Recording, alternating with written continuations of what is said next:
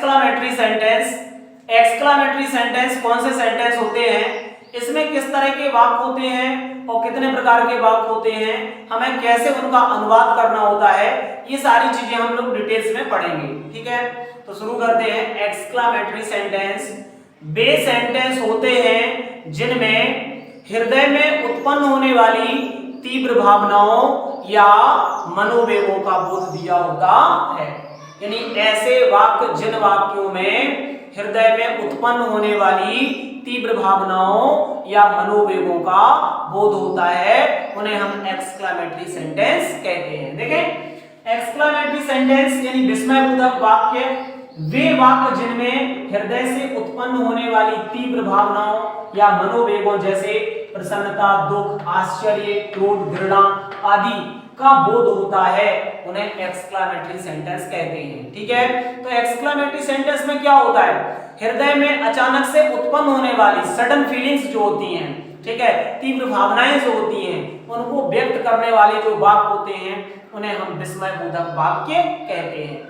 ठीक है, विस्मयबोधक वाक्यों की बहुत सारे एग्जाम्पल हैं, जैसे हम कहें आहा हम मैच जीत गए, ओह तुम आ गए, हाय मैं बर्बाद हो गया, इस तरह के सेंटेंस। ठीक है, तो ऐसे सेंटेंस जिनमें सडन फीलिंग्स यानी अचानक उत्पन्न होने वाली भावनाओं का बोध होता है, उन्हें एक्सक्लामेटरी सेंटेंस कहते हैं। इसमें हम तीन प्रकार के सेंटेंस पढ़ेंगे। तीन तरह के सेंटेंस अनुवाद करने के लिए हमें दिए हुए हैं। तीन तरह के सेंटेंसों में हम इसको बांट सकते हैं। पहला, ऐसे सेंटेंस पढ़ेंगे जिनमें कोई इंटरजेक्शन वर्ड दिया होता है। अब इंटरजेक्शन हमने बोला है, तो इंटरजेक्शन वर्ड क्या होते हैं, ये हमने जब सेंटेंस वाला जो पार्ट पढ़ाया था उसमें बताया था कि इंटरजेक्शन वर्ड वे वर्ड होते हैं, वे शब्द होते हैं जिनसे हमारी भावनाएं व्यक्त होती हैं। इंटरजेक्शन वर्ड में और एक्सक्लामेटरी सेंटेंस में ये अंतर है कि वो वर्ड होते हैं, शब्द होते हैं, और ये सेंटेंस होते हैं। ठीक है, दोनों में केवल इतना ही अंतर है, वो शब्द होते हैं जिनसे हमारे हृदय की जो फीलिंग्स होती हैं उनको हम एक्सप्रेस करते हैं, व्यक्त करते हैं, और ये सेंटेंस होते हैं जिनसे हम अपने भावों को, अपने विचारों को, अपनी खुशी को, अपनी प्रसन्नता को, अपने दुख को व्यक्त करते हैं। ठीक है, तो एक प्रकार के सेंटेंस जो हम पढ़ेंगे, इंटरजेक्शन वाले सेंटेंस पढ़ेंगे जिनमें इंटरजेक्शन दिया रहेगा, इंटरजेक्शन वर्ड दिया रहेगा। दूसरे पढ़ेंगे, ऐसे सेंटेंस पढ़ेंगे जिनमें कोई एडजेक्टिव दिया होगा और एडजेक्टिव के बाद में कोई नाउन नहीं दिया होगा। तीसरे प्रकार के सेंटेंस पढ़ेंगे जिनमें एडजेक्टिव दिया होगा और एडजेक्टिव के बाद में कोई नाउन दिया होगा, किसी नाउन का प्रयोग होगा। ठीक है, तो इंटरजेक्शन वाले जो वर्ड सब सेंटेंस होते हैं, सेंटेंस होते हैं, इंटरजेक्शन वाले सेंटेंस का अनुवाद करने के लिए सबसे पहले हमें इंटरजेक्शन वर्ड लगाना है। सबसे पहले इंटरजेक्शन वर्ड लगाना है, इंटरजेक्शन वर्ड का प्रयोग करेंगे। इसके बाद हमें एक्सक्लेमेशन मार्क लगाना है, तो एक्सक्लेमेशन मार्क का हम प्रयोग करेंगे। इसके बाद जो सेंटेंस दिया रहेगा उस सेंटेंस का अनुवाद हमें असर्टिव सेंटेंस की तरह करना है। जिस तरह से असर्टिव सेंटेंस यानी एफर्मेटिव और नेगेटिव सेंटेंस का अनुवाद करते हैं, उसी तरह से इनका हमें अनुवाद करना होता है। हमें टेंस पहचानना पड़ेगा, टेंस पहचान के टेंस के अकॉर्डिंग करेंगे। अगर टेंस है तो, टेंस नहीं है, कोई सिंपल सेंटेंस है, टू बी वाले हैं, तो उसके अनुसार उसको करेंगे। ठीक है, देखिए इसके कुछ एग्जांपल हमने लिए हैं, जैसे आहा हम मैच जीत गए हैं, आहा हम मैच जीत गए हैं, या खुशी हो, बधाई हो कि हम मैच जीत गए, इस तरह के सेंटेंस। तो देखें आहा हम मैच जीत गए हैं, इसमें देखिए ये इंटरजेक्शन वर्ड दिया हुआ है आहा। ठीक है, इंटरजेक्शन वर्ड क्या दिया हुआ है, आहा। इसके बाद एक्सक्लेमेशन मार्क लगा हुआ है, तो एक्सक्लेमेशन मार्क लगाने के बाद फिर दिया हुआ है हम मैच जीत गए हैं, ये असर्टिव सेंटेंस है। तो अनुवाद करने के लिए हम क्या करेंगे, सबसे पहले आहा, इसके लिए हम लगाया हुर्रे, ये खुशी व्यक्त करने के लिए इसका प्रयोग किया जाता है, तो हुर्रे। इसके बाद एक्सक्लेमेशन मार्क हमने लगा दिया है। इसके बाद ये जो सेंटेंस है हम मैच जीत गए हैं, ये हमने असर्टिव की तरह इसका अनुवाद किया है। ये एफर्मेटिव है, तो एफर्मेटिव की तरह सबसे पहले सब्जेक्ट हमने लगा दिया, हम के लिए वी, और ये टेंस है, ये प्रेजेंट परफेक्ट है, तो प्रेजेंट परफेक्ट के अकॉर्डिंग हमने इसका अनुवाद किया है। इसकी सहायक क्रिया हमने हैव लगा दी है वी के साथ। फिर मुख्य क्रिया की ये थर्ड फॉर्म वन, और ऑब्जेक्ट है मैच, तो द मैच। तो हो गया hurray we have won the match. ठीक है, तो इस तरह से हमने इसका अनुवाद कर दिया है।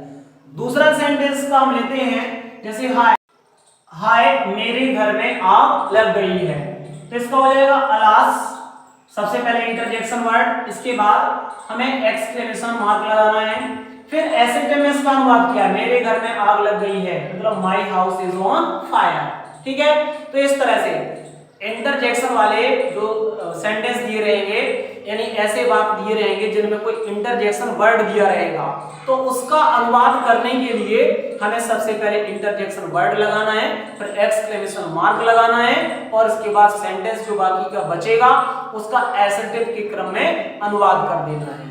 ठीक है, इसके दूसरे प्रकार के जो हम सेंटेंस पढ़ रहे हैं वो है हाउ वाले वाक्य, यानी जब किसी भी सेंटेंस में, किसी भी वाक्य में कितना, कितनी, कितने के बाद कोई एडजेक्टिव दिया है, क्या दिया है, एडजेक्टिव।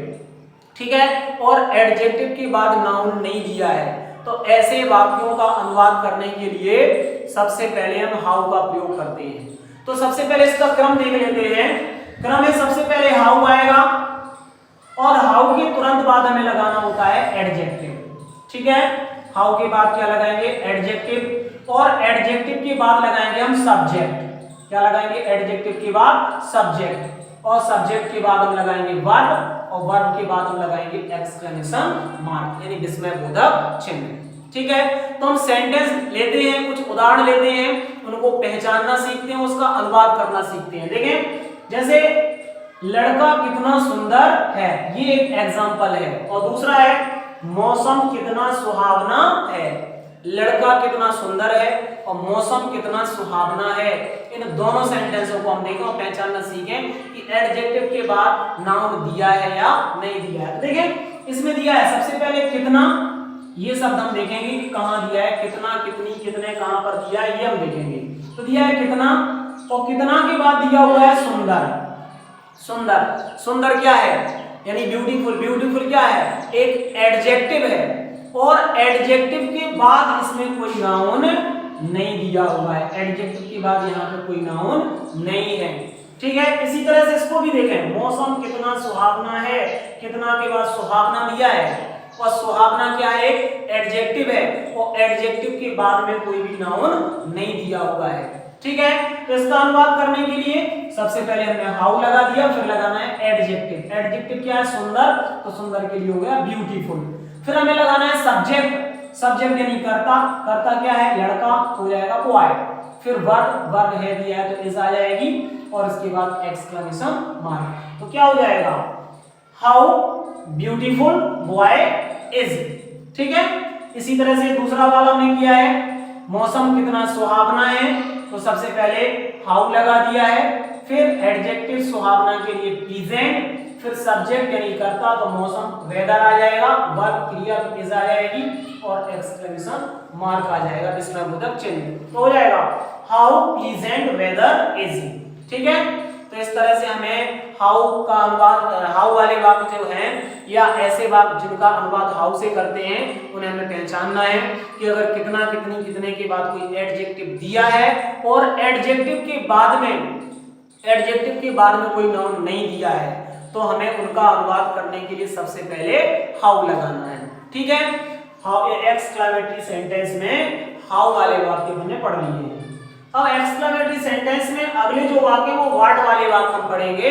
तो देखिए, व्हाट वाले वाक्य हमें किस तरह से अनुवाद करना है या कैसे पहचानना है, ये देखें। तो यदि कितना, कितनी, कितने के बाद में, कितना, कितनी, कितने के बाद में कोई एडजेक्टिव दिया है, और एडजेक्टिव के तुरंत बाद कोई नाउन दिया हुआ है, एडजेक्टिव के बाद में नाउन दिया हुआ है। ठीक है, तो ऐसे वाक्यों का अनुवाद करने के लिए सबसे पहले व्हाट का प्रयोग करते हैं। किसका प्रयोग करते हैं, व्हाट का। तो देखिए, सबसे पहले हम लगाएंगे व्हाट, और व्हाट के बाद हम आर्टिकल आया एन का प्रयोग करेंगे। फिर लगाएंगे हम एडजेक्टिव, और एडजेक्टिव के तुरंत बाद हम लगाएंगे नाउन। ठीक है, और नाउन के बाद आएगा सब्जेक्ट, और सब्जेक्ट के बाद आएगी वर्ब, और वर्ब के बाद आएगा एक्सक्लेमेशन मार्क। ठीक है, यानी विस्मयबोधक चिन्ह। इन सेंटेंस को हम पहचानना सीखते हैं। कैसे पहचानना है, हमें कैसे ये देखना है कि एडजेक्टिव के बाद कोई नाउन दिया है या नहीं दिया, तो इसको पढ़ेंगे। वह कितना मूर्ख लड़का है, ये दिया है, वह कितना मूर्ख लड़का है। देखिए वह कितना, कितना के बाद दिया है मूर्ख, मूर्ख क्या है, एक एडजेक्टिव है, और इसके तुरंत बाद दिया है लड़का यानी बॉय, ये क्या है, ये एक नाउन है। यानी एडजेक्टिव के तुरंत बाद क्या दिया है, नाउन दिया है, तो ये व्हाट से शुरू होगा, इसका अनुवाद व्हाट से शुरू करेंगे। तो सबसे पहले आ जाएगा व्हाट, फिर हमें आर्टिकल आ या एन लगाना है।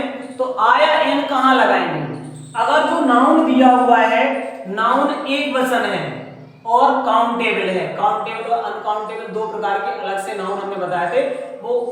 तो काउंटेबल नाउन वे नाउन होते हैं जिनमें हम गिन सकें, नाउन की जिनमें हम गिनती कर सकें। अनकाउंटेबल वे होते हैं जिनमें गिनती नहीं कर सकते हैं, जिन्हें हम मापते हैं या तौलते हैं। तो अगर नाउन जो दिया हुआ है वो एक वचन है और काउंटेबल है, तो उसके लिए हम आर्टिकल आ या एन का प्रयोग करेंगे। अगर अनकाउंटेबल है और बहुवचन है तो इसमें आ या एन का प्रयोग नहीं करेंगे। तो ये लड़का, ये काउंटेबल है, सिंगुलर नंबर है, तो आ का प्रयोग किया है। फिर आएगा एडजेक्टिव, एडजेक्टिव है मूर्ख, तो हो जाएगा फुलिश। फिर नाउन, नाउन लड़का, तो बॉय। फिर लगाना है सब्जेक्ट, सब्जेक्ट तो सब्जेक्ट वह है, तो ही हो जाएगा। और वर्ब, वर्ब क्रिया, तो है दिया हुआ तो इज आ जाएगा। और इसके बाद एक्सक्लेमेशन मार्क आ जाएगा, विस्मयबोधक चिन्ह, तो हो जाएगा what a foolish boy he is, what a foolish boy he is. ठीक है, इसी तरह से इसका दूसरा सेंटेंस हमने लिया हुआ है, यह कितनी गंदी तस्वीर है। ठीक है, यह कितनी गंदी तस्वीर है, या कितनी भद्दी तस्वीर है, कुरूप तस्वीर है। तो देखें दिया है यहाँ पे कितनी, और कितनी के तुरंत बाद में दिया है गंदी, ये एडजेक्टिव है, और एडजेक्टिव के बाद में दिया हुआ है तस्वीर, ये एक नाउन है, संज्ञा है। तो अगर एडजेक्टिव के बाद नाउन दिया है तो अनुवाद करने के लिए हमें सबसे पहले व्हाट लगाना है। अब इसके बाद हमें लगाना है आर्टिकल आ या एन। देखें यू से शुरू हुआ है तो यहाँ पे एन का प्रयोग करेंगे, और इसके बाद एडजेक्टिव, एडजेक्टिव गंदी, तो अगली हमने लगा दिया डर्टी, भी लगा सकते हैं इसको हम डर्टी। ठीक है, डर्टी भी लगा सकते हैं। ठीक, और इसके बाद पिक्चर, ये आ गया नाउन पिक्चर। अब हमें लगाना है सब्जेक्ट, तो सब्जेक्ट यह है, तो आ जाएगा इट, तस्वीर के लिए इट लगाएंगे। और इसके बाद वर्ब इज आ जाएगा, है दिया है, तो इसके बाद एक्सक्लेमेशन मार्क। तो इस तरह से हमें इसका अनुवाद करना है। इसका हो गया व्हाट एंड अगली है डर्टी, पिक्चर, इट इज। ठीक है, तो हमें एक्सक्लेमेटरी सेंटेंस का अनुवाद करना है। तो अगर हम तीनों क्रमों में से एक एक क्रम को अपनाते हैं, एक एक क्रम के अनुवाद करना सीखते हैं, तो हमें पूरे जितने भी इसमें सेंटेंस हैं सभी प्रकार के सेंटेंस का अनुवाद करना हम सीख सकते हैं। ठीक है, तो तीनों क्रमों को हमें ध्यान रखना है और इसी तरह से हमें अनुवाद करना है। तो और भी हम बहुत सारे एग्जांपल ले सकते हैं।